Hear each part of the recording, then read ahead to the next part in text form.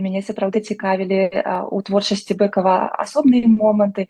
І менавіта тое пытанне, якое я сабе ўвесь час задаю, якім чынам чалавек супрацьстаўляе сябе ўладзе і таму, хто пры ўладзе, якім чынам чалавек супрацьстаўляе сябе структурам і тым абставінам, у якіх ён знаходзіцца, і якім чынам реагуе не толькі чалавек, можа быць, а тут і інтэлектуалы менавіта мяне цікавілі. І Быкаў, канешне, у гэтым сэнсе, я лічу, вельмі цікавы. Зразумела, што пра агульны маштаб яго творчасці можна казаць, але для мяне ён быў такім прыкладам менавіта гэтага пошуку свайго шляху у гэтых вельмі складаных абставінах, якія шмат чаго вызначалі ў тваёй творчасці ўсё роўна.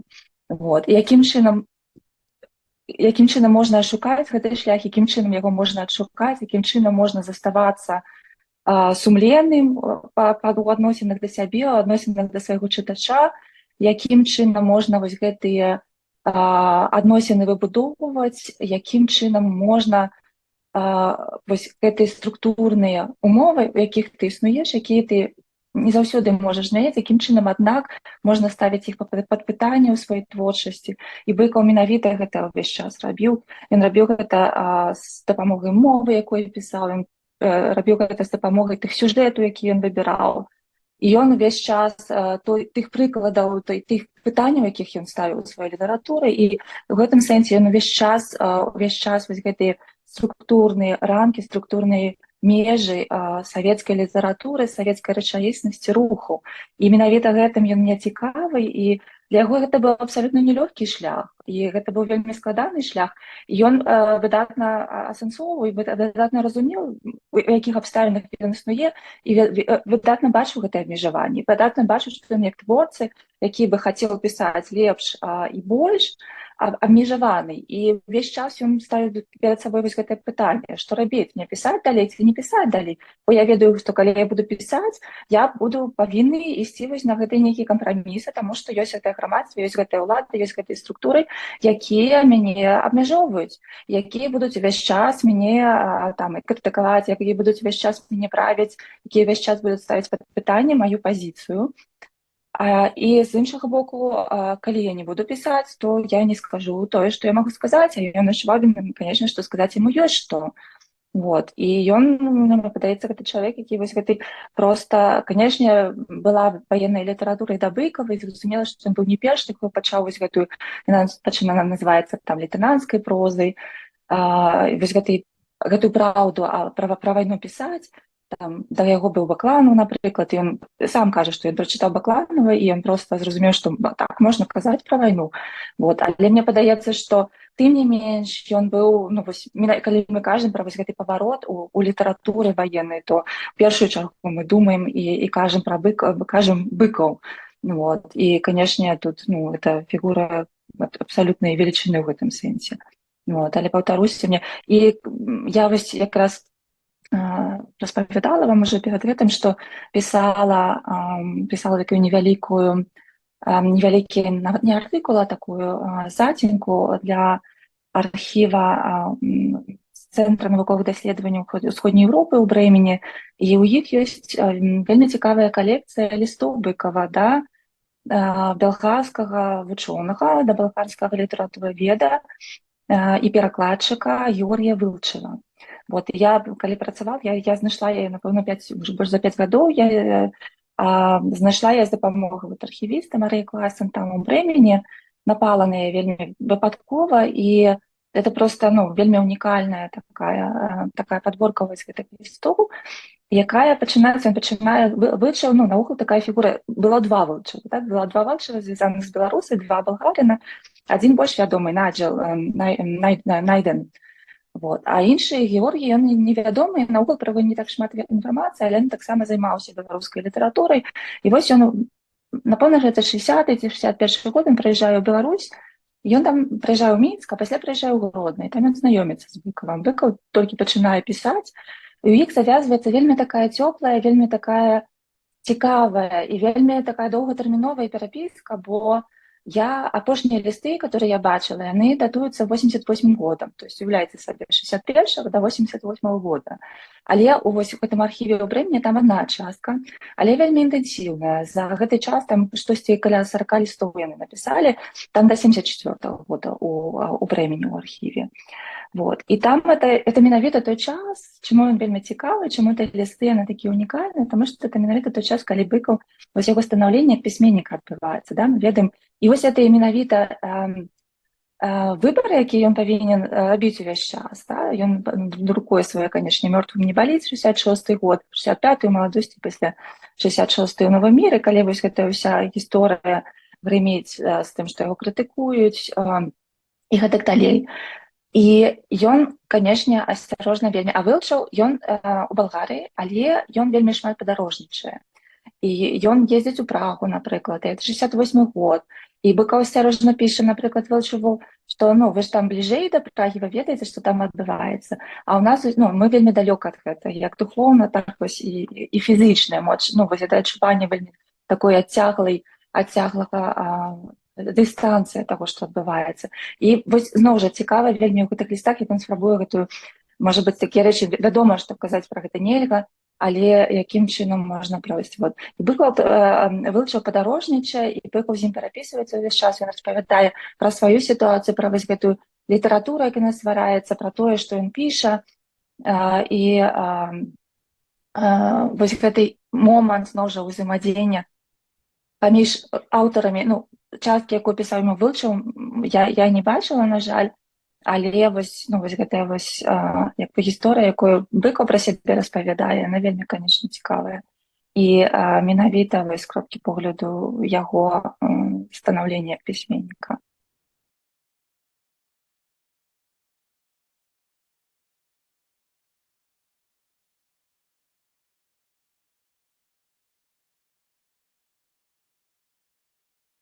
Так, таму што это быў вельмі такі паваротны, напэўна, момант у яго кар'еры, таму што гэта якраз вось той момант, гэта 66 год, гэта травень 66 года, калі ён кажа гэтую прамову, а дагэтуль выходзіць якраз на пачатку года першы, другі нумар «Новы мір» выходзіць «Мёртвым не баліць». І, канешне, пачынаецца вось гэта ўся крытыка, пачынаецца вось гэтае непаразуменне, пачынаецца вельмі такі нападкі на яго.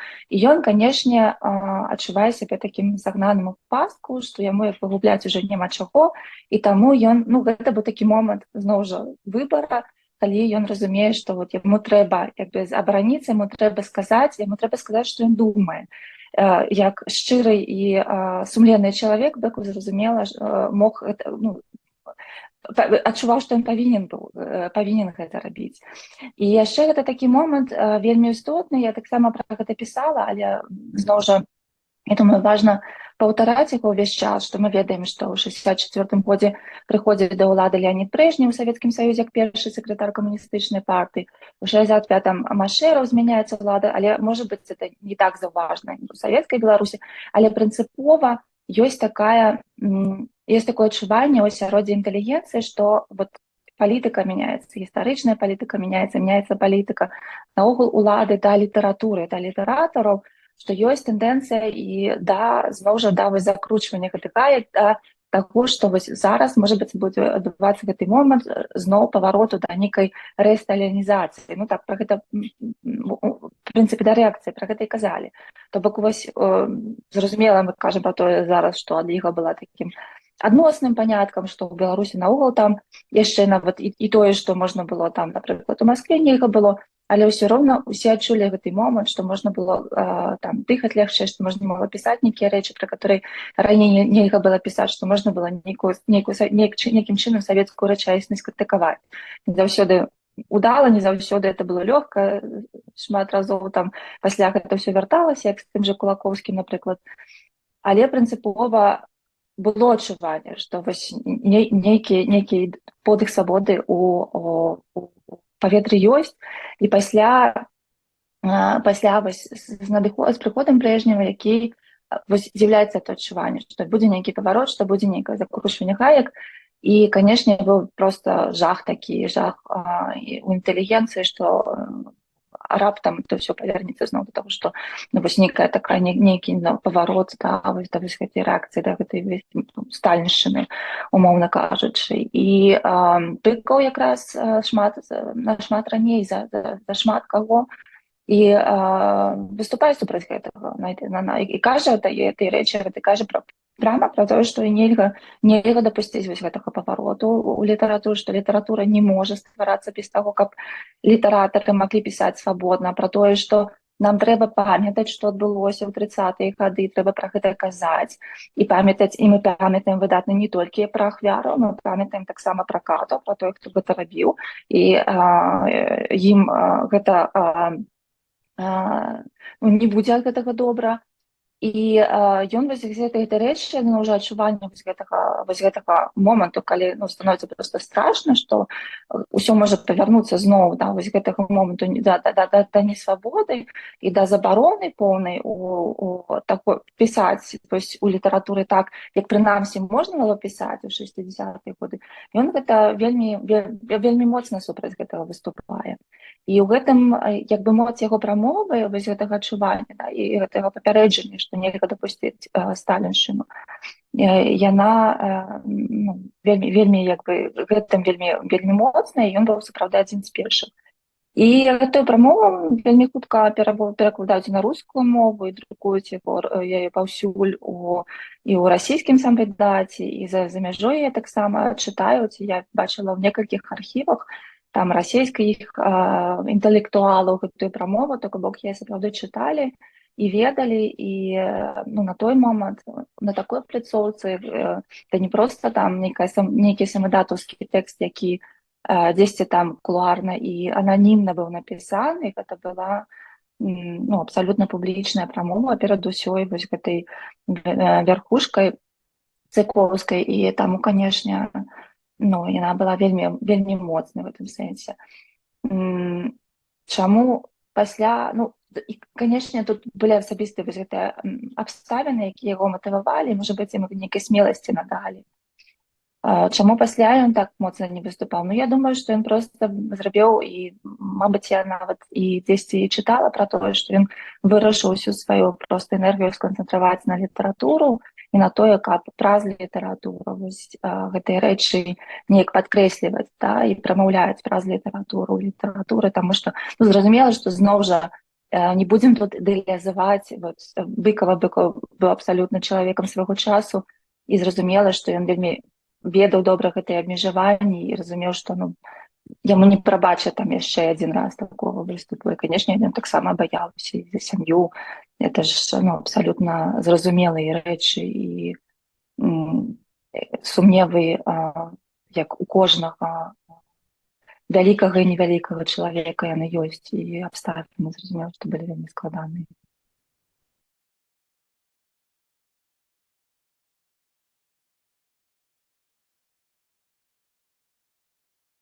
Напэўна, пачну з гісторыі пра тое, што вось якраз вяртаючыся да гэтых лістоў, пра якіх распавядала, ўжо ў 74-м годзе вылчаў, і быў яшчэ такі украінскі інтэлектуал імігранцкі Ігор Костэцкі, які быў выдаўцом, які жыў у заходняй Нямецчыне, і вылчаў на той момант, перапісваўся з ім. Вось гэта 74-й год, то бок з Балгарыі для Быкава, зразумела, это было немагчымым там з кімсьці з украінцаў у заходняй Нямецчыне, да яшчэ ў заходняй Нямецчыне перапісвацца.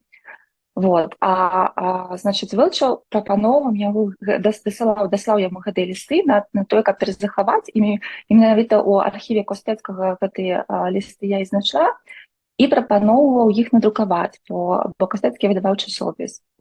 І яны разважаюць, што ж рабіць з гэтымі лістамі, і яны кажуць пра тое, што ці друкаваць іх, ці не друкаваць. І Костэцкі піша яму, што Георгію Вылчаву, што это абсалютна унікальны дакумент, вельмі чалавечы, і бачна проста, якая вялікая душа, якое вялікае сэрца пісьменніка у Быкава, але яго зараз не зразумеюць, гэтыя лісты зараз не зразумеюць, бо там шмат, ён не піша пра тое, што там шмат савецкага, але ён піша пра тое, што вось гэта ўся як бы дысідэнцкая мігранцкая суполка, і на захадзе там журналісты, палітыкі і далей, і так далей, яны хочуць убачыць у савецкім звязку, вось у Савецкім Саюзе, у тым, што там адбываецца абсалютнае зло, і што вот ёсць людзі, якія з гэтым злом абсалютным з ім змагаюцца просто. А насамрэч сітуацыя была нашмат больш складаная, так?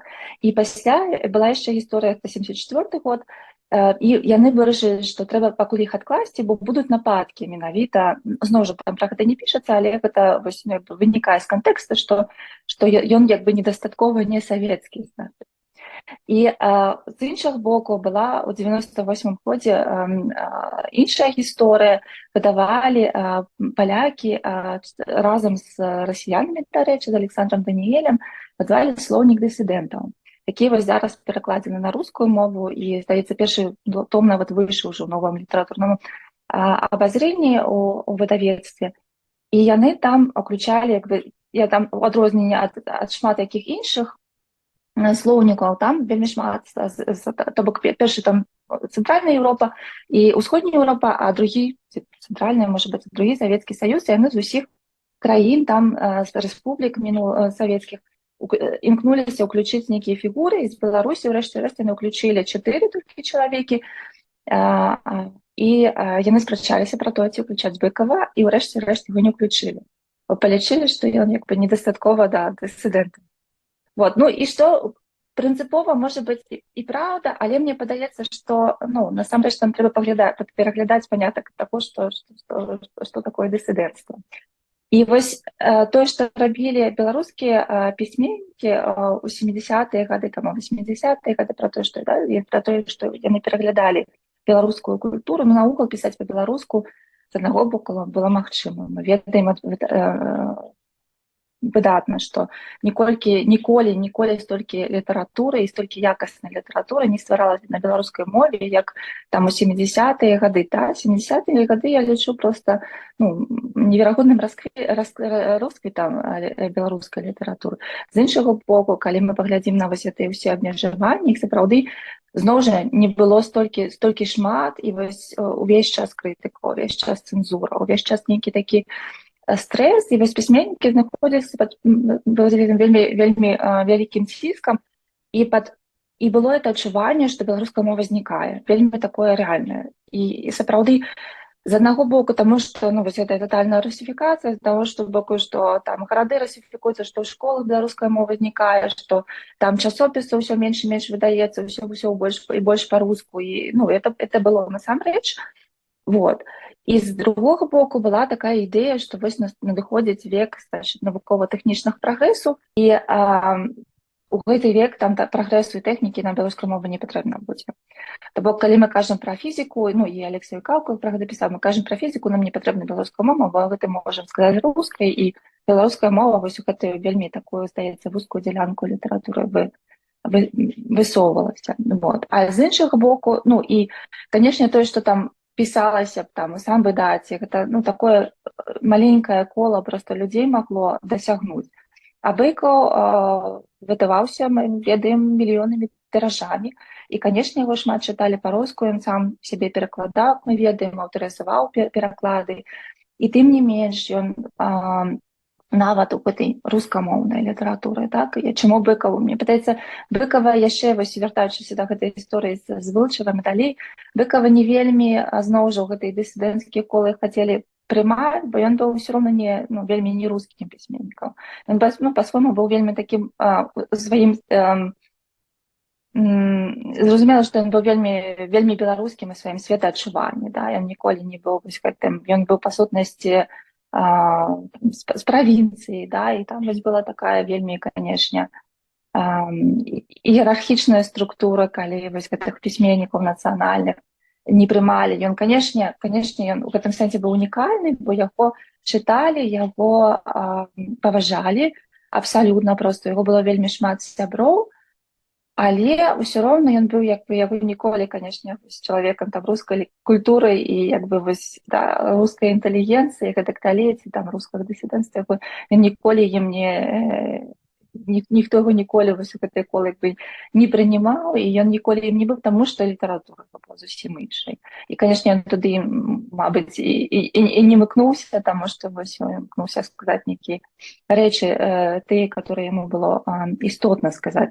І вось проста вось праз вось гэтую пісанне ў беларускай мове, праз тое, што яны маглі проста вось свае тэксты так далёка распаўсюджваць, і пра тое, што ўсё ж такі ён быў вельмі укарэнены з тым, адкуль ён паходзіў, што ён бачыў. І пасля ён, канешне, вельмі ўжо там 82-м, калі знак бяды выходзіць, это ўжо абсалютна таксама такая вельмі укарэненая беларускай сітуацыі, ў беларускай вёсцы рэч, то бок ён яшчэ зноў жа праходзіць. Тут таксама бачна, як ён праходзіць вельмі такі складаны шлях, вяртання вось да гэтага больш нацыянальнага, таму што вось, я думаю, зноў жа было разуменне, што такое вельмі дакладнае, што мова можа знікнуць і трэба штосьці з гэтым рабіць.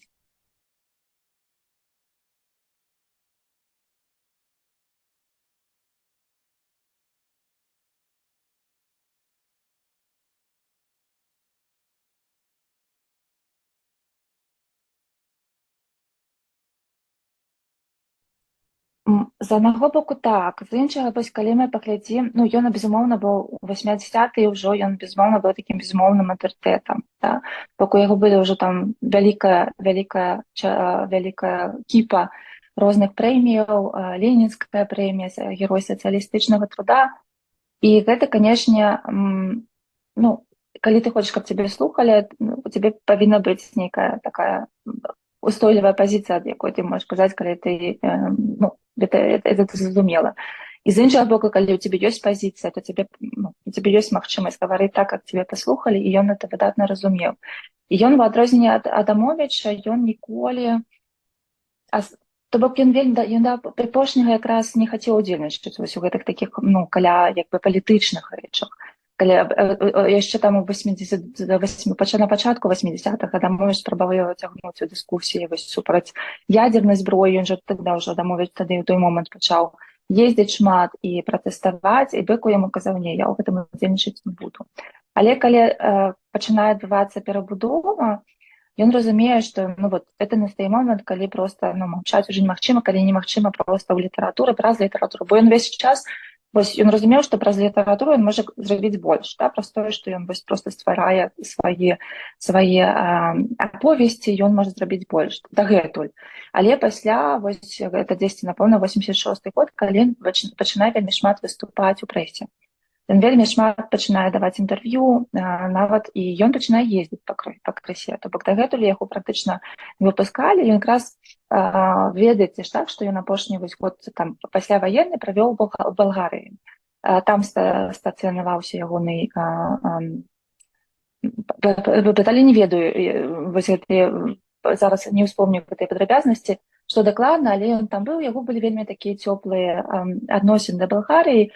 І, можа быць, таму вельмі добрыя такія адносіны з Вылчылам таксама завязаліся у тым ліку.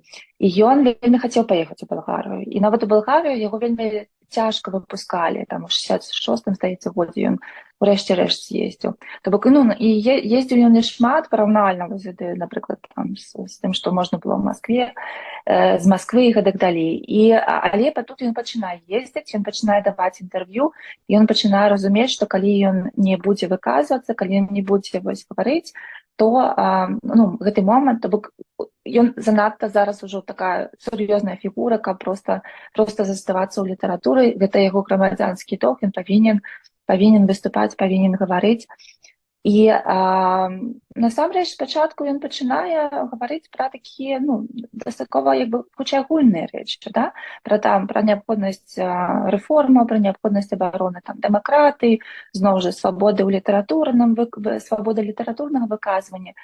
І пасля толькі, я кажу, канешне, імпліцытна для яго было гэта зразумела, што беларуская мова важна, ён у ёй існаваў, без яе не мог існаваць, ён выдатна разумеў гэтую сваю недакладнасць сваёй мовы рускай, напрыклад, так, і ён разумеў, што яго няма без беларускай мовы і без беларускага гэтага кантэксту, але вось гэтай такой пазіцыі вельмі дакладнай, што я вось буду выступаць у абарону, ну, прынамсі, я яе не бачу яшчэ ў той момант, але вось перанеслі літаральна там ужо 2 гады, напэўна, ён яшчэ і вось, ну, гэта быў такі момант, можа быць, і ў грамадстве адчуванне крыху памянялася, і, канешне, было разуменне, што вось, ну, гэта тое, што нас адрознівае, і зараз гэта вельмі дакладна, трэба ўжо адстойваць, трэба пра гэта казаць, і просто такі момант з'явіўся, калі гэтай дыскусіі, і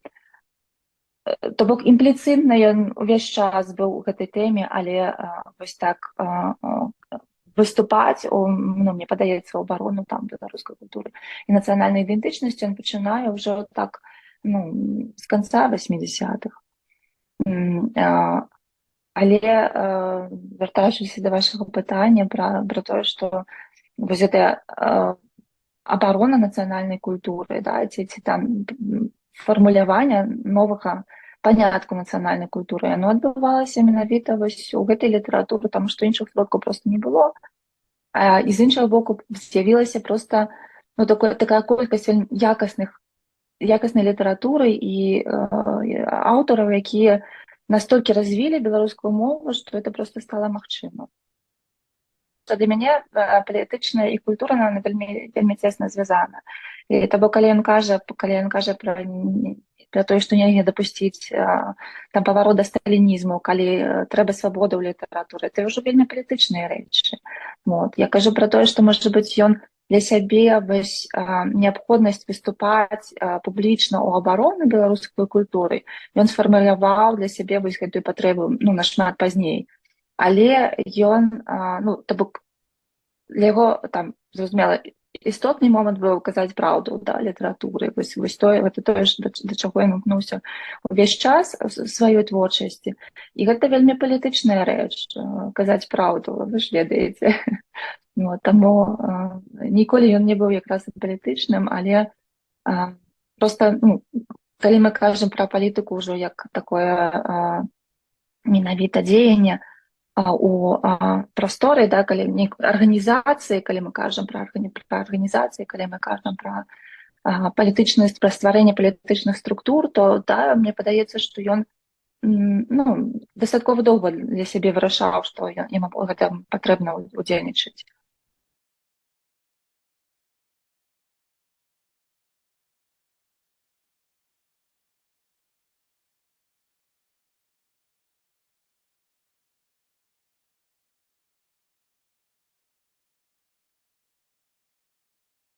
Гэта, канешне, вельмі цяжкі для яго момант быў, і калі зноў жа вяртацца вось да ўсё ж такі таго перыяда, дзе я лепей ведаю Быкова і ягоныя тэксты, то тут мы бачым вельмі добра гэты момант, што ніколі сабе нават не уяўляў і не думаў пра тое, што ён можа сябе вось па-за іншым кантэкстам бачыць там, і пра тое, што ён мог бы кудысьці з'ехаць, напрыклад. Напэўна, якраз такая велічыня, як Быкаў, прынцыпова, ну, калі параўнаць зноў жа сітуацыю там расійскай інтэлігенцыі, мы ведаем, што шмат хто з'язджаў, шмат каго выпускалі, окей, там Салжаніцына нават, можна сказаць, проста адправілі, але прынцыпова, ну, вось была гэты нейкі рух. І таму, канешне, за мяжой пасля там яны маглі Савецкі Саюз ужо і грамадства, скажем, па-іншаму прадстаўляць. Беларусі, як мы ведаем, прынцыпова ніхто не выязджаў, і для Быкова гэта таксама не стаяла такое пытанне. Ён заўсёды сябе вось у гэтым кантэксце там складаным і вельмі такім неадназначным сябе бачыў і ведаў, што ён вось менавіта з гэтым кантэкстам змагацца павінен і ў ім існаваць, і ў ім ствараць сваю літаратуру, і менавіта да вось гэтага савецкага чытача звяртацца. І тое ж самае, я думаю, што было і у 90-е гады, калі ён зразумела, што бачыў усю гэту ідэальнасць беларускага грамадства і, можа быць, неспеласць і цяжкасці ўсе, якія яны перажывае, і выбары, якія яно забіла, і аднак ён, канешне, вельмі бачыў сваю прыналежнасць да гэтага грамадства, і для яго зразумела, што это быў вельмі цяжкі крок.